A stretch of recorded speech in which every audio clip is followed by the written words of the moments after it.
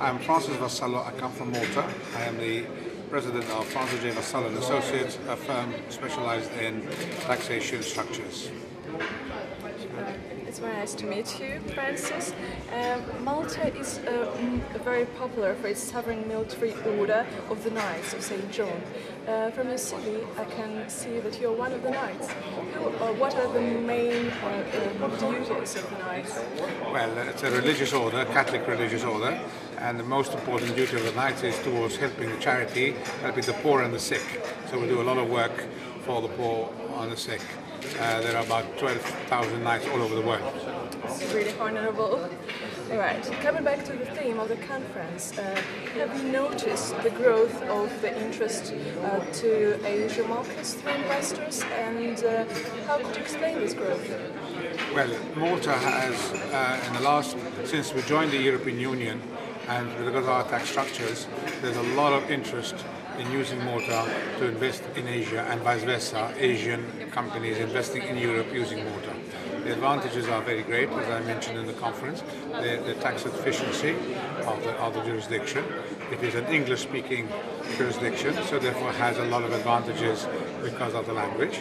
And the tax structure is a very simple tax structure, and because it is also a logistic location whereby in the middle of the Mediterranean a lot of containers come through Malta, and therefore it's very used from a logistic perspective.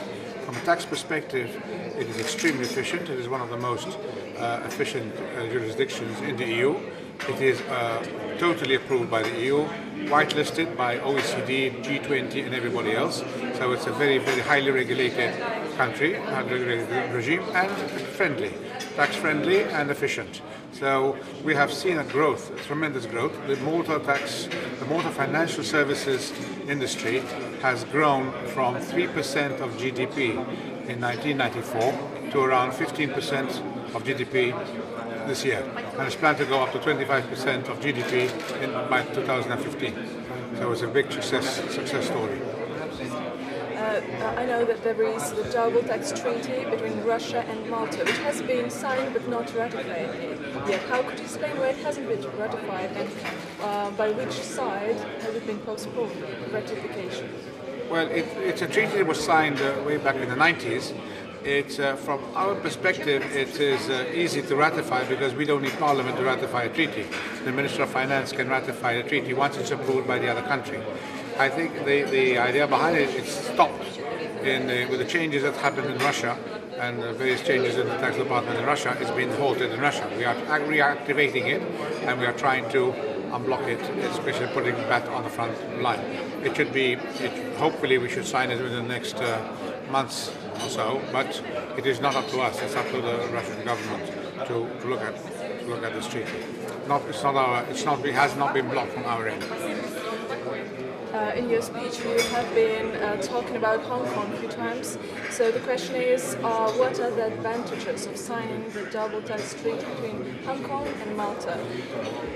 As I mentioned in my speech, we don't really need a treaty by virtue of the fact that we give you unilateral relief, and by giving credit on taxes paid elsewhere, and by virtue of the fact that we don't have any withholding tax from our domestic side, we really don't need a treaty. The treaty is there to enhance business relationship between the two countries. The treaty is being negotiated at the moment.